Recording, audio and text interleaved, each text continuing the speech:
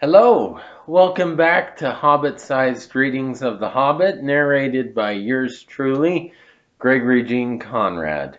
Today we continue reading J.R.R. Tolkien's preliminary masterpiece, The Hobbit, with The Hobbit, Chapter 2, Roast Mutton, Part 3. It was just then that Gandalf came back, but no one saw him.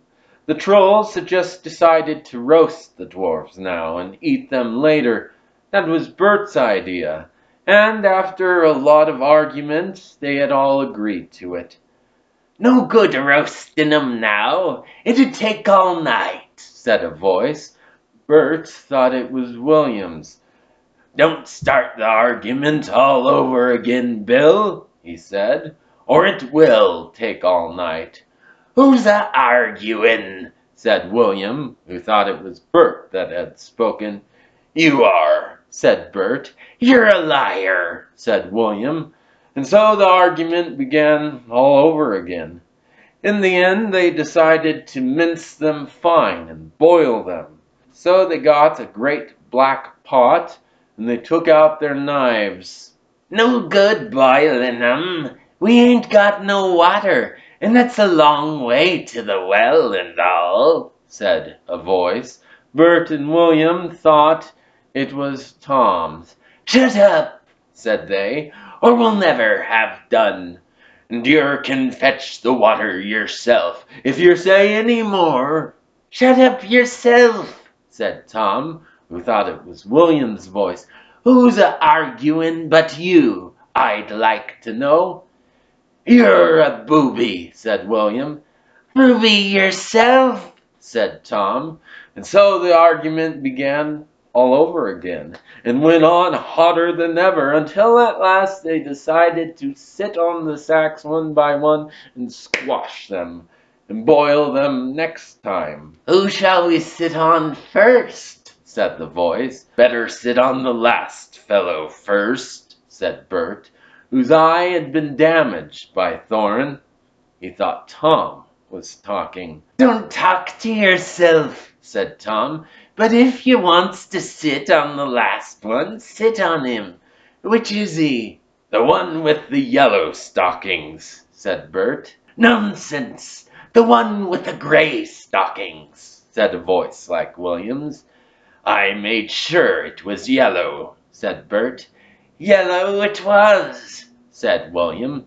"Then what did you say it was gray for?" said Bert. "I never did. Tom said it." "That I never did," said Tom. "It was you." "2 to 1, so shut your mouth," said Bert. "Who are you a-talking to?" said William. "Now stop it," said Tom and Bert together. "The night's getting on, and dawn comes early. Let's get on with it. Down take you all, and be stoned to you," said a voice that sounded like William's. But it wasn't, for just at that moment the light came over the hill, and there was a mighty twitter in the branches. William never spoke, for he soon turned to stone as he stooped, and Bert and Tom were stuck like rocks as they looked at him. And there they stand to this day, all alone, unless the birds perch on them. For trolls, as you probably know, must be underground before dawn, or they go back to the stuff of the mountains they are made of, and never move again. That is what happened to Bert and Tom and William.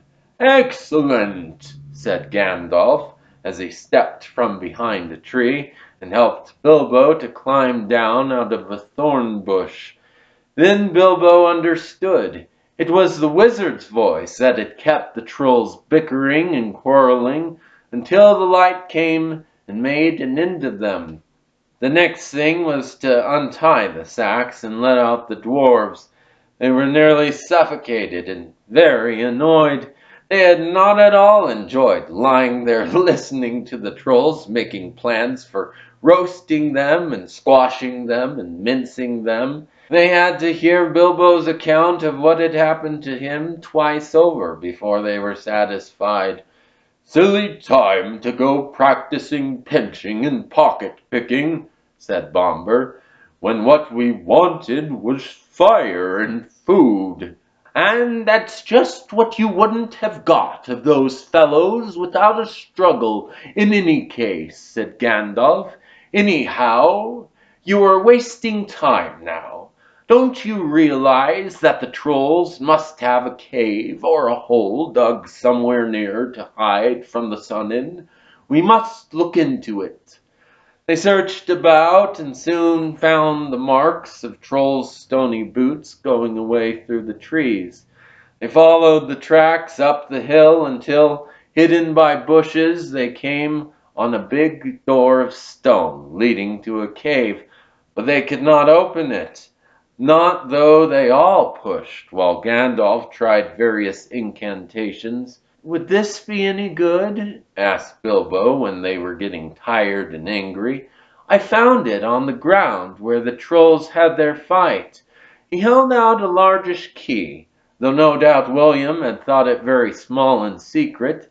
It must have fallen out of his pocket, very luckily, before he was turned to stone. "Why on earth didn't you mention it before?" they cried. Gandalf grabbed it and fitted it into the keyhole. Then the stone door swung back with one big push, and they all went inside.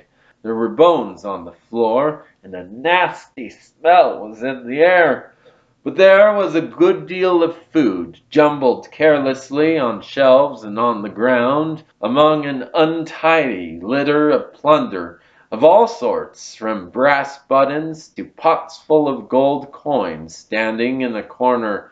There were lots of clothes, too, hanging on the walls, too small for trolls. I am afraid they belonged to victims, and among them were several swords of various makes, shapes, and sizes. Two caught their eyes particularly because of their beautiful scabbards and jeweled hilts. Gandalf and Thorin each took one of these, and Bilbo took a knife in a leather sheath. It would have made only a tiny pocket knife for a troll, but it was as good as a short sword for the hobbit. "These look like good blades," said the wizard, half drawing them and looking at them curiously. "They were not made by any troll, nor by any smith in these parts and days, but when we can read the runes on them, we shall know more about them." "Let's get out of this horrible smell," said Feely. So they carried out the pots of coins and such food as was untouched and looked fit to eat, also one barrel of ale, which was still full.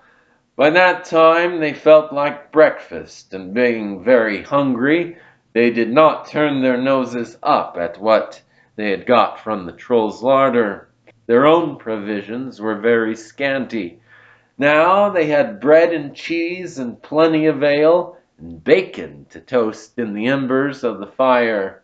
After that they slept, for their night had been disturbed, and they did nothing more till the afternoon. Then they brought up their ponies, and carried away the pots of gold, and buried them very secretly not far from the track by the river, putting a great many spells over them, just in case they ever had the chance to come back and recover them. When that was done, they all mounted once more, and jogged along again on the path towards the east. "Where did you go to, if I may ask?" said Thorin to Gandalf as they rode along. "To look ahead," said he. "And what brought you back in the nick of time?" "Looking behind," said he. "Exactly," said Thorin, "but could you be more plain?" "I went on to spy out our road. It will soon become dangerous and difficult. Also, I was anxious about replenishing our small stock of provisions.